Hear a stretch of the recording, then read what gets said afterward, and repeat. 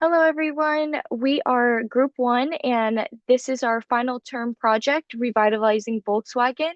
This is a project to competitively drive sustainability and rebuild trust through innovation. Here's our table of contents. A little bit about our presentation. We are exploring strategic recommendations for repositioning Volkswagen as a global leader in ethical, sustainable, and innovative automotive practices.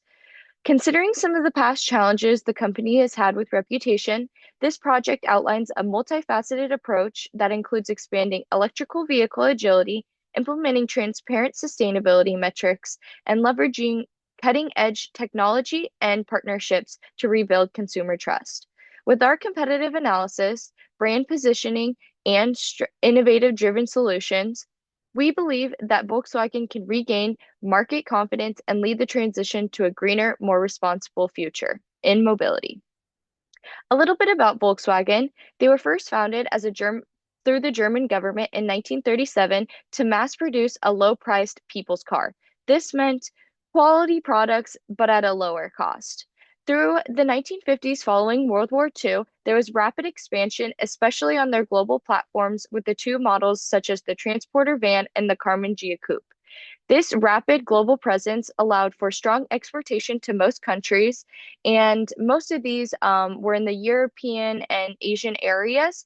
It was actually not until about 1955, when Volkswagen of America was established, that the products were then allowed into the US. This was because the Allied forces not understanding or agreeing with some of the previous practices through the government-owned Volkswagen. Jumping to today, Volkswagen is the world's largest car manufacturer by volume, outweighing companies like Toyota, and they currently have around 40 different production sites globally. Through our background of Volkswagen, what we have identified that there are two key challenges. One, there is a damaged reputation and brand image management post Volkswagen's 2015 emissions scandal. Not only did this scandal bring financial problems for the organization, such as the spillover effects of stock and bond returns, it also caused a personal brand damage, such as consumers finding other options or looking to other geographical partnerships when it comes to manufacturing. The second problem is that there's a slow, sustainable infrastructure development and lacking adoption of transition into the EV market for Volkswagen. This is mainly due to the leadership structures throughout the organization and slow decision-making processes to introduce more sustainable practices. As a legacy automaker, Volkswagen is traditionally set in combustion engines, and that would be a costly complete overhaul of not only manufacturing operations, but supplier partnerships, vehicle blueprints, and consumer acceptance to be a main leader in the EV market.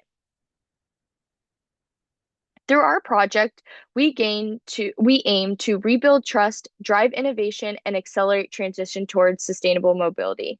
With these three initiatives, this will make Volkswagen a well-rounded leader to not only understand who their consumers are, but regain some of that trust that they may have lost in previous years. It'll also allow them to be a key identifier in future-oriented ideas of innovation and accelerate a little bit more into the sustainable mobility efforts.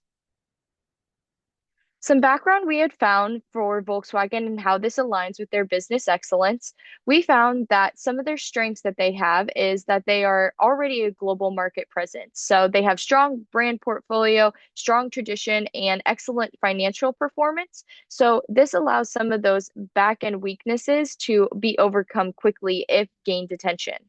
Some of the opportunities of the industry are current technological innovation and electric mobility. And a lot of people are focusing not only partnerships and processes on sustainability, but the ecosystem of the industry on sustainability.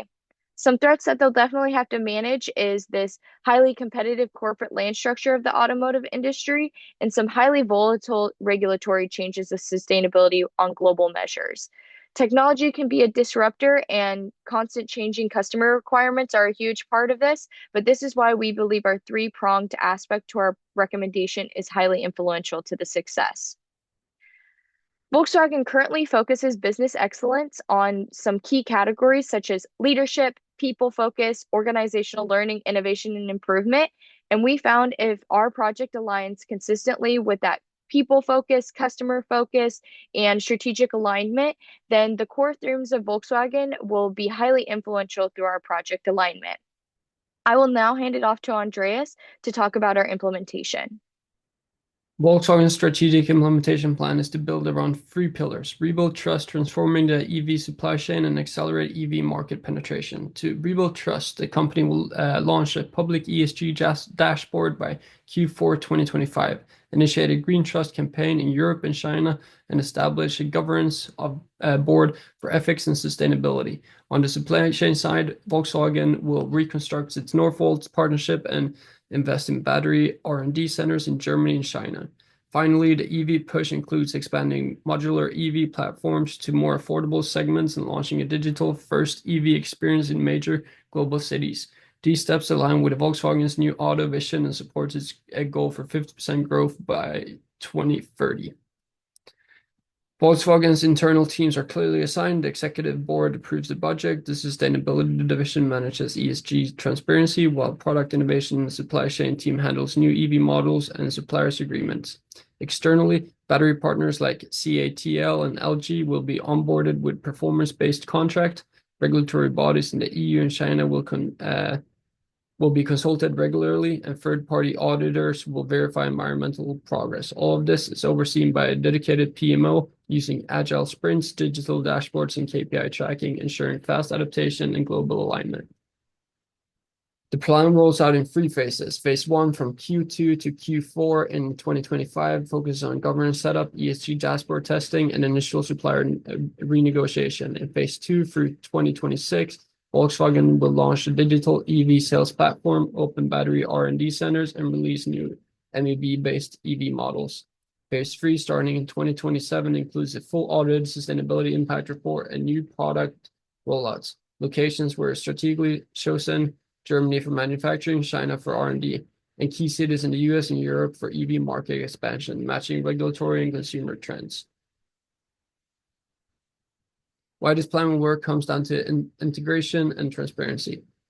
Volkswagen ties together ethical governance, product development, and supplier management into one system. By Q4 2026, they expect a 25% increase in EV sales and a 15% CO2 emission cut.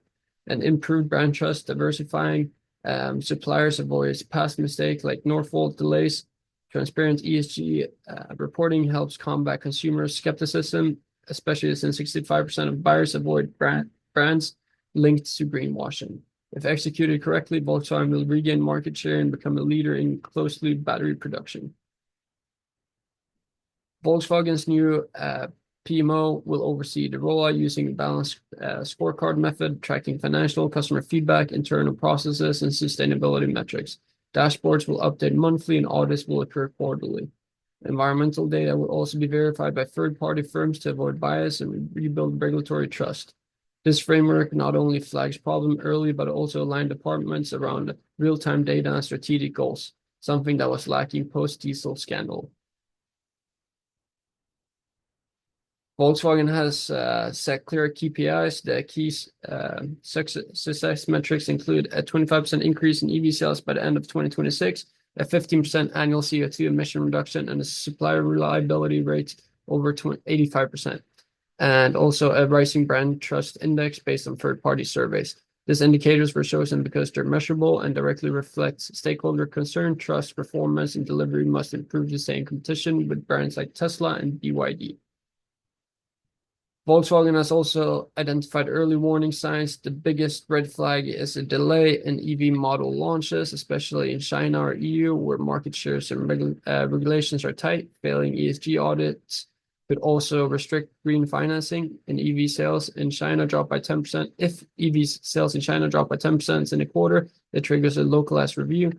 Lastly, if supplier reliability drops below 85%, backup vendors and inventory shifts will be initiated. These thresholds will give Volkswagen the agility to pivot quickly.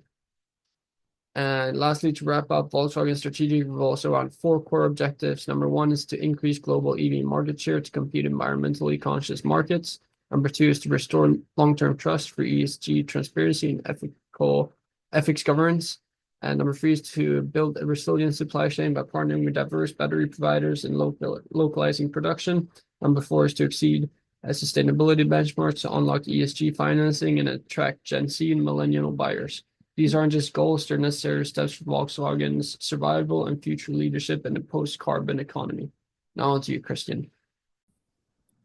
Hi, everyone. My name is Christian. Today I'm going to be covering the contingency plan as well as some factors that can implement legally, environmentally, and as well as ethically. So looking at the contingency plan, we've already talked about how there's going to be established a project management office. And this image highlights different aspects of the project management office that fall underneath that purview because it is a centralized approach. The contingency plan that we've put in will be reactive in nature if PMO cannot be all-encompassing due to the size of the company or whatever factors that come. There's one of the main drawbacks with the PMO is an added bureaucracy layer, as well as if transparency cannot be achieved, it can have ill effects on the company because of the perception that it has from customers as well as employees. So I put in quotes, decentralized PMO would be our contingency plan because should goals not be met, it would then move down to focus on one aspect within this PMO that we would see. So for example, if sales are not met, focusing further on those sales. So potentially having a branch off of that PMO to have quote unquote a decentralized approach, but still flow centrally. If there's a needed requirement to have less bureaucracy as well, due to slowing the process down or different perceptions not being received, that PMO can also be taken away. But that's not exactly what the contingency plan is for. So it's going to be very reactive in nature because that PMO is very important for Volkswagen. So pushing into the environmental issues that need to be seen, extracting lithium, the process in Chile when it is extracted comes from the salt. So it's a lot of water that's required. Carbon emissions from battery creation. So the creation of the battery will have to have Volkswagen focus on sustainability practices to minimize ecological harm. So the goal of less emissions from the cars is great, but if emissions start rising because of the creation of batteries, it's just going to be the same exact problem that Volkswagen is having, but it's kind of not under their direct purview. So having transparency and communicating that will be very important, as well as more companies are starting to have electric vehicles, the disposal of vehicles is kind of hard to the disposal of the batteries is a very hard process that is a big issue right now. So one way that's kind of helping this is companies like Audi are actually creating their own emission-free factories to put in their batteries and manufacturing plants. So this could be something that Volkswagen could do is to promote a carbon neutral facility like Audi has done in this image. And then kind of to just look into the electric vehicle battery supply chain, you can kind of see that there is the production, the processing, the manufacturing, and then it just kind of continues down to be put into the car. And the recycling goes right back into the processing part of the supply chain. So as we can kind of zoom in here, looking at that cell manufacturing, right in between that, the disposable batteries will go into the processing. Looking at ethical practices, it's important to note that 70% of cobalt, which is in almost all the batteries that are created, comes from the Democratic Republic of Congo. And what's important with this is because 70% of that does come from that country, ethical practices need to be maintained and upheld. In reality, in 2019, the Republic of Congo was listed as the third worst child labor third worst country with child labor practices implemented. So there is a requirement or there's a need for Volkswagen to really understand that they need to be transparent in the process to which their batteries are being created as well. But what's good is the Department of Energy is putting in $42 million in research and development for the creation of better and more efficient batteries. So Volkswagen could orient themselves into pioneering their own methods of developing the batteries to not rely on or the Republic of Congo to pull that cobalt. So having potentially cobalt-free batteries, that's also on the testing and research development side of things to promote Volkswagen their own battery efficiency processes, which could be very transparent and further promote that trust that they have lost due to that Dieselgate incident. So kind of pushing into the legal practices, things they need to watch out for, we've already mentioned a lot. So they need additional transparency measures, third-party implementation, like was discussed with the PMO, as well as strong communication. So there's strong corporate governance and internal controls as well. That's going to be a huge highlight point for the company. Their PMO implementation should help with this, but legally speaking, they're going to be reactive. So as things happen, they need to be upfront and verifying what they're doing is inherently legal and they're complying to guidelines. So there's nothing really right now that Volkswagen needs to pay attention to. They just really need to be communicative and transparent with their customer base and other businesses on how they can implement stronger practices and overcome what happened with the Dieselgate. So it's going to be vital for Volkswagen to really pay attention to this being a main priority to promote that trust and transparency that's required to rebuild to undo what initially happened. So thank you.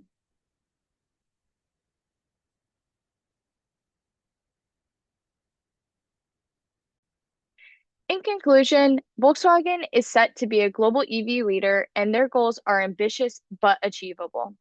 Through competent strategic innovation, some robust financial positioning, and a deeper commitment to sustainability, the company is not just set to adapt to the future, but it's relatively shaping it. As an already industry market leader, it is highly important that Volkswagen starts looking into these key aspects. Our project analysis highlights how Volkswagen can leverage its organizational strengths, confront some of its previous challenges, and drive a more meaningful transformation in the automotive industry. We in Group 1 can see that combining both accountable vision and strategic execution allows Volkswagen to be poised as a leading way in the electrical sustainable future. These are our references, and we thank you for watching.